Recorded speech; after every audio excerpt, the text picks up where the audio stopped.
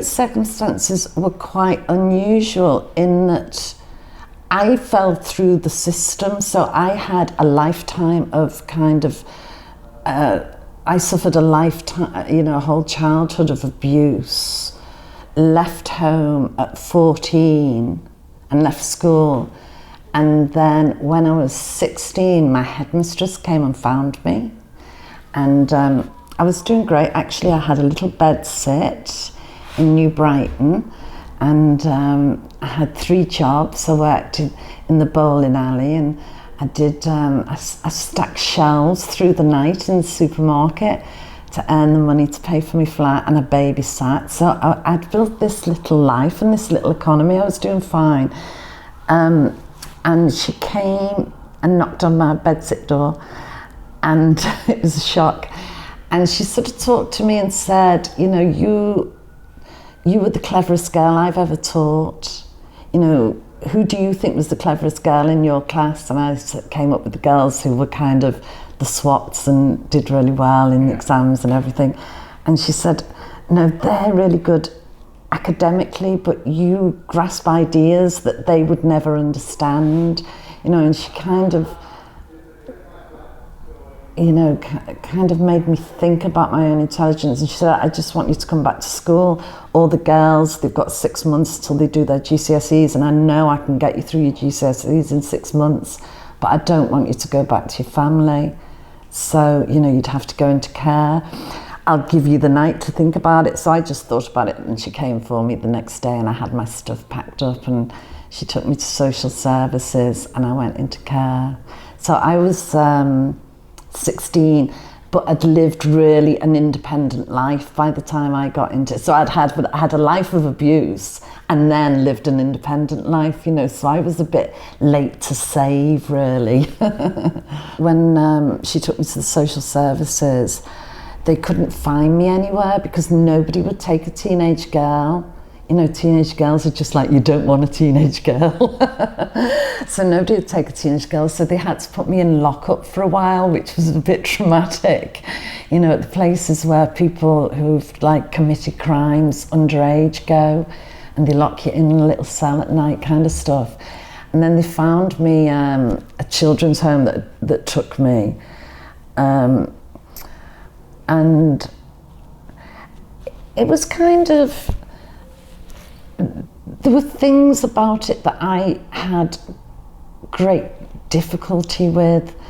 I'd been brought up by a dad and I had 2 brothers, and I'd never had a mum. So I didn't really relate to the house mum. I related more to her husband. And he used to do woodwork in the shed, and he said to me, I said, will you teach me how to make things? So he'd take me into the shed, and I was really enjoying doing woodwork with him.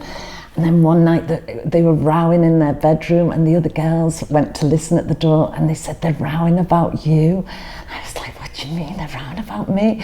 And they were like, she thinks he fancies you, and all that. I was just like, oh my God.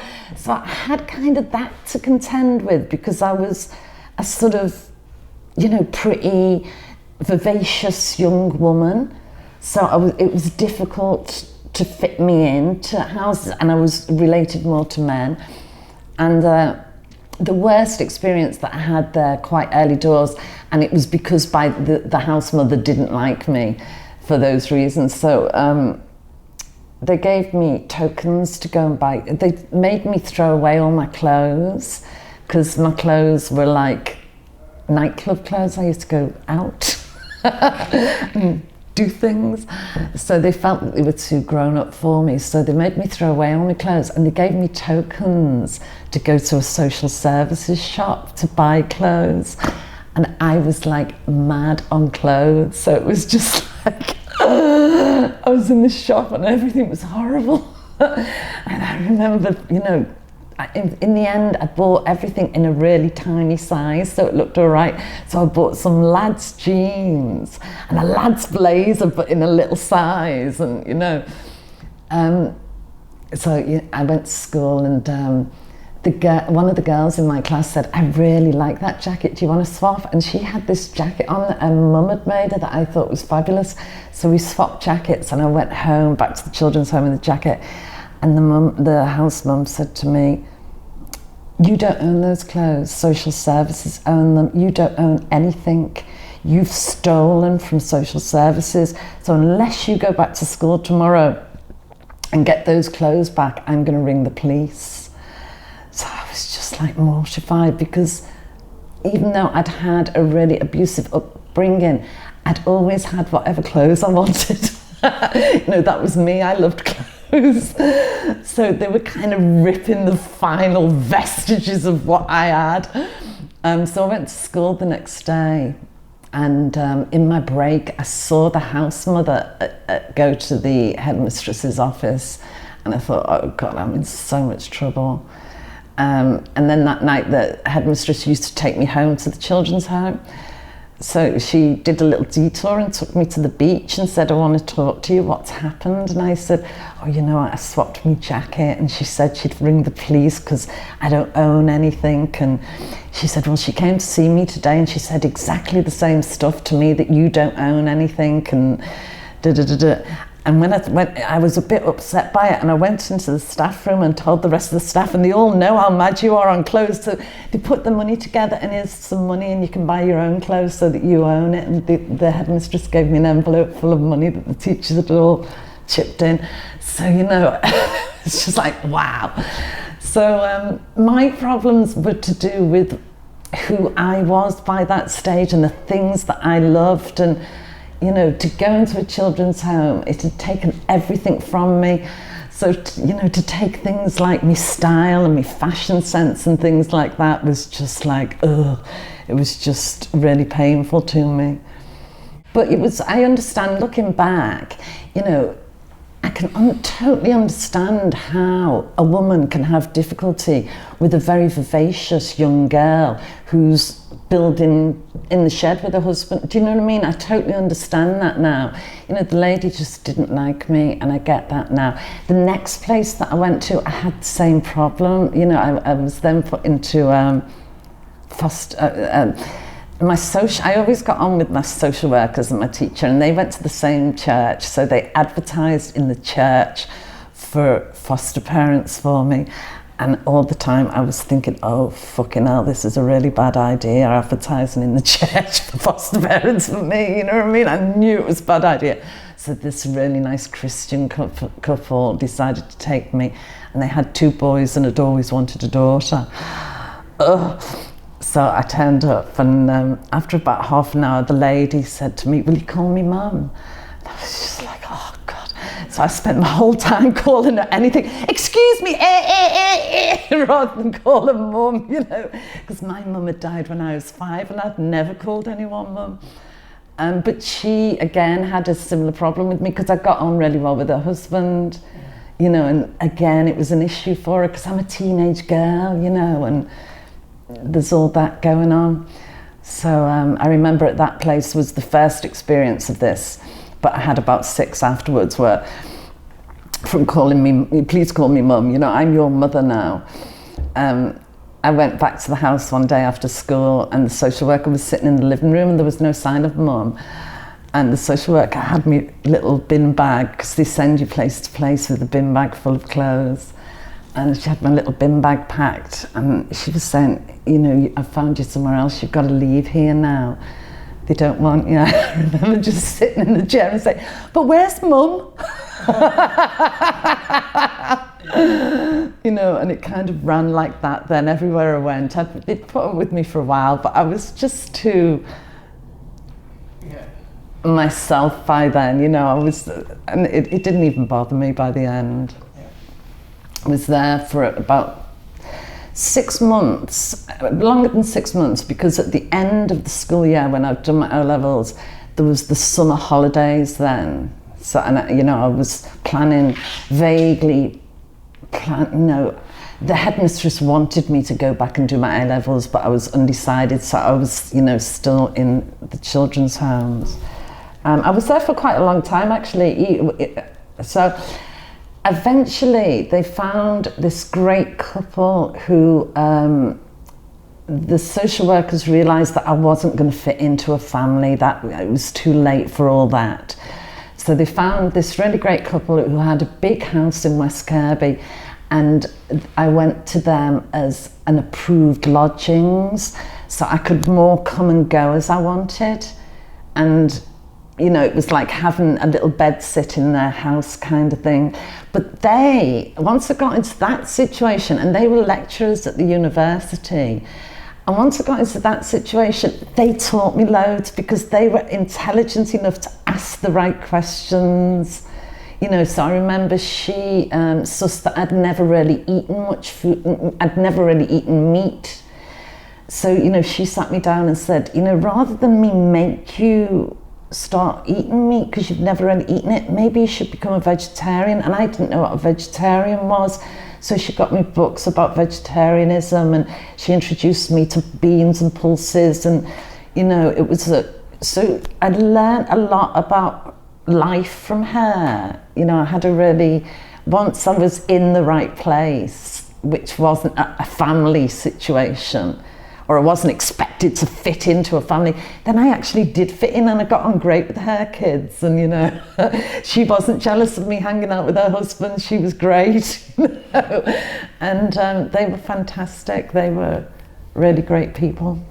But they were all nice. All the foster parents were nice, really. I totally understand how difficult it is to take a teenage girl into your house. I think the only way that you can survive in the system is to conform. And the reason I'd slipped through the net when I was a kid was I used to see the children in the children's home, and although I had nothing, I lived in a house without electricity, I couldn't bath, I had body lice, I had no food, I was hungry all the time. Even though I went through all that, I didn't have controls over me, and my mind could wander wherever my mind wanted to go. And I understood that although this was all horrible, it was giving me a certain amount of freedom. You know, I read all the time, and I looked at the children in the children's home, and they seemed like they were just being put into a box to me. I didn't like the clothes they wore, I didn't like the way they had to behave.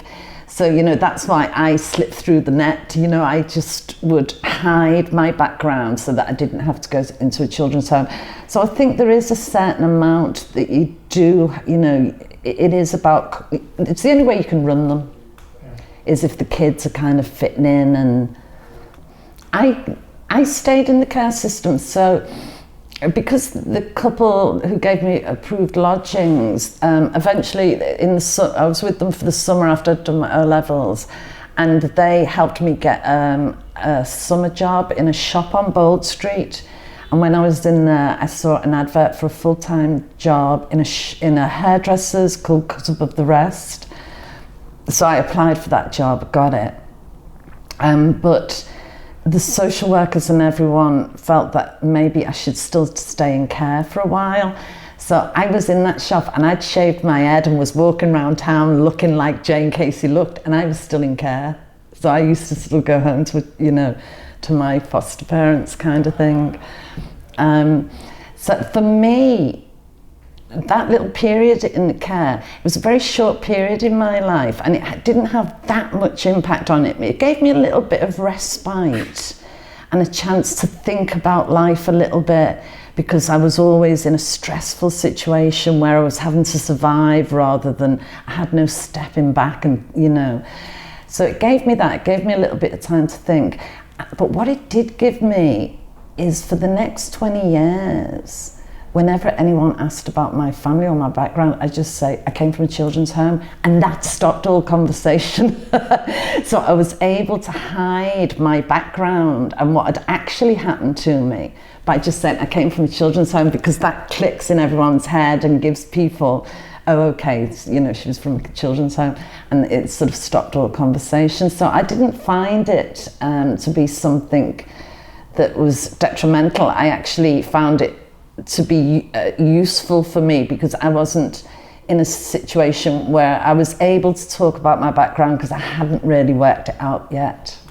what it gave me more than anything is it gave me a group of adults who gave me a lot of time, so, you know, and made me, so, you know, my headmistress would say, you're a really bright girl, so she kind of worked with me on my academic thing.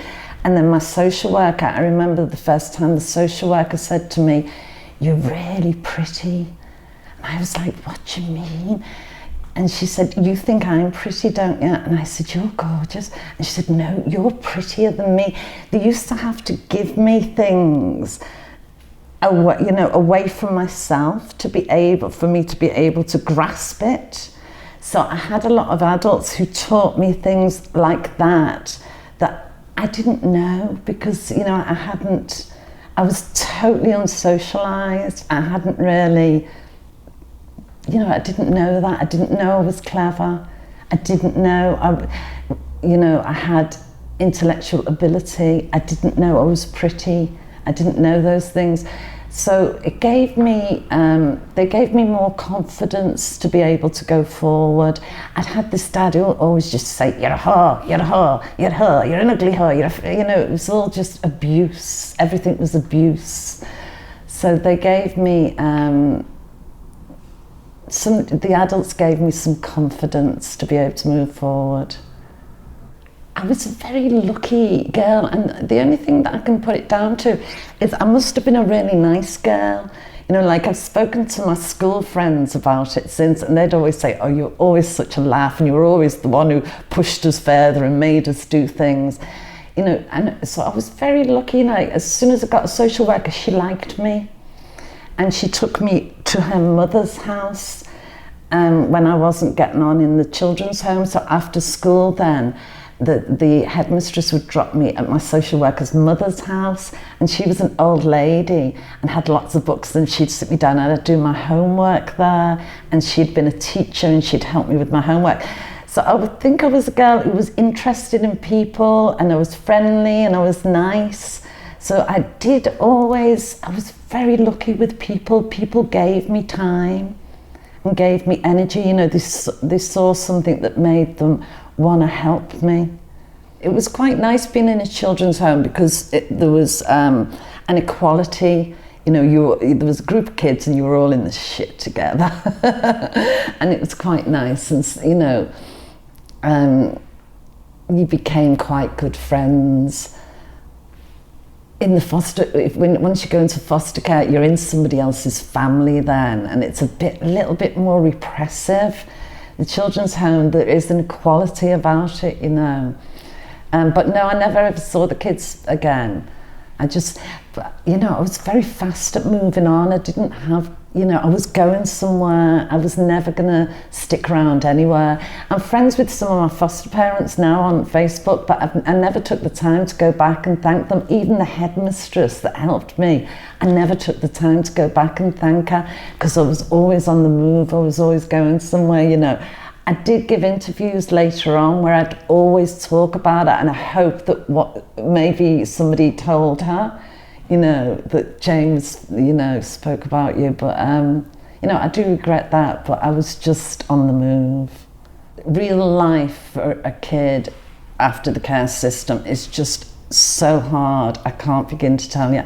I mean, I'm 62, right? And somebody sat down with me the other day, and they've you know, got somebody who's got some money, and said, you know, if you ever need to borrow any money for the business or anything, I'd always lend you money. And I just looked at them and said, you're the first person to ever say that to me in my life. I have never been able to go to anyone for a tenner.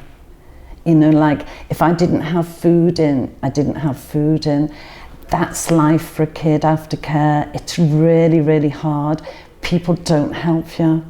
You know, you're just out there and you've got to make your way. And that's the hardest thing. You know, there isn't, you know, some kids leave care and do have some family support. I didn't have any. I was just on my own, you know, so it's very, very hard. It's hard to keep focused, you know. It's hard to believe in yourself that your life is going to get better, and you are going to get a better job, and you are going to be able to look after yourself. But it's very insecure making to not have, you're blowing in the wind. You know, most people have got roots that root them into society in some way via families or, you know, I was absolutely rootless. Where I was where I was. What I had was what I had. There was nothing beyond that. So it's very, very difficult. You have to stay really, really focused. That's why so many children from care do end up on the street, because there isn't the support there. And the people around you, like, as I grew older, and the people around me grew older, I received a lot of letters from, you know, friends who, mainly guys actually, who at the time, nobody realises you're on your own.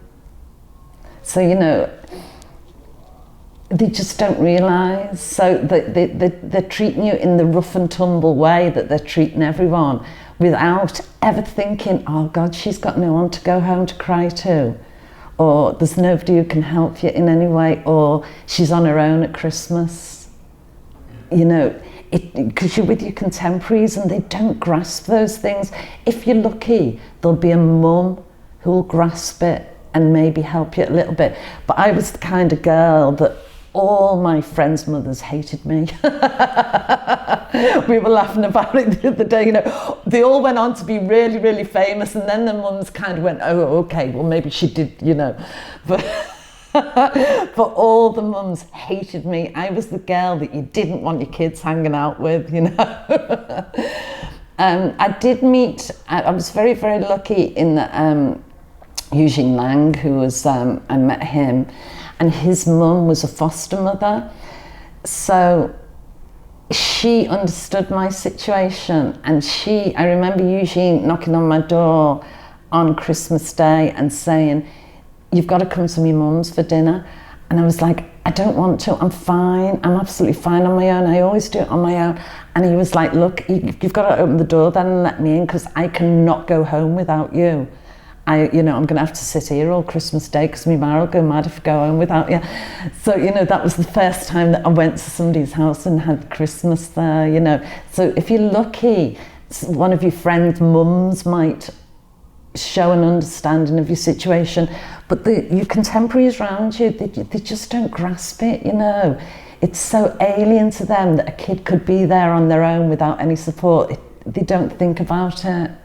Years later, you know, I'd get letters, often when, you know, I'll name some names, say Bill Drummond, you know, who's KLF, you know, he wrote me a fantastic letter when he had his first daughter.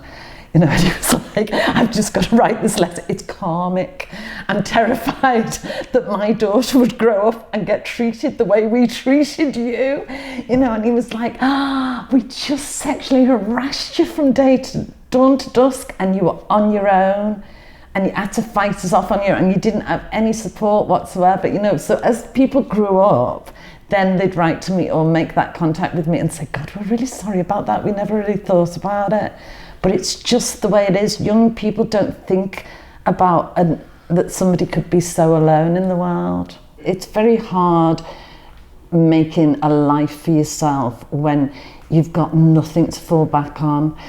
You know, the things that I learnt to do, which worked for me, is, you know, I've worked in the very centre of popular culture all these years. I don't take drugs. I've never taken drugs. I've been surrounded by mad girls on drugs all the time. They think you're being kind of moralistic by not taking them, and I've had bad attitude of people. They have got no idea that the reason I can't take drugs is because nobody would have picked me up. I had to look after myself. So, you know, I'd look at them and think, yeah, you can do that, you can live that life because you've got 6 brothers and sisters and you've got a mum and dad and 10 aunties, you know. Whereas I didn't have any of that. So I always looked after myself. I didn't put myself in danger. And when you look at what happens to kids from care, it's often drugs that brings them down. That stops them from being able to pay the rent or makes them get depressed, because you've got a lot to be depressed about. So you have to look after your mental health. So I was very focused on those things. Right the way through my life, I've lived in, I've been quite disciplined because that's how I had to be to survive, you know. So I think that's an important thing, to apply discipline, try and keep away from drugs and drink, you know, because it's like, it's just going to get you. Your mates can do it because they've got people who are going to look after them, but, you know, nobody's going to look after you. So it's things like that that kind of, I think, could pull you down. So I found myself in town as punk was happening. So I had a bad attitude and punk was about bad attitude. So, you know, that was my world, you know. And I did well in that world because the way I looked, which goes back to this fashion thing that they tried to steal from me in a children's home.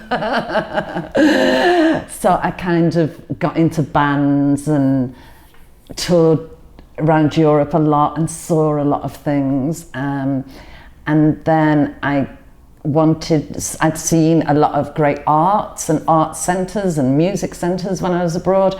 I wanted to do that in Liverpool, so I applied for a job as creative director in the Blue Coat, and I'd never had a proper job, and somehow I got that job. And that was my first real job. Then from there I went on to run a festival of comedy. And then from there, I went on to be one of the founders of Cream, which was a big youth brand. And then, you know, I did things like Creamfields, the festivals, and then from there, I dreamed the Baltic area and made that happen. And then I was creative director of 2008. And that's the only thing that I've ever done where I remember when I was doing 2008 and it was the opening on Lime Street, you know, and we really wanted millions of people to turn up, and I walked out on Lime Street and everyone was there. And I stood on my own at the back and watched the show, and that was the only time I sort of thought my mum would be proud of me tonight, because everything that I've ever done, my mum would have been like that. Oh my God, what's she doing now? You know. But I was creative director of the Year of Culture, and I stood at the back and I thought, I've done this for my city tonight, and my mum would understand this, and she'd be so proud of me. So yeah, I've done loads of great things. So now I'm getting old, and I'd love to retire. But I keep a little music venue going in the Baltic area, just simply because it's a good thing to do. But I look forward to just being old and thinking about it all.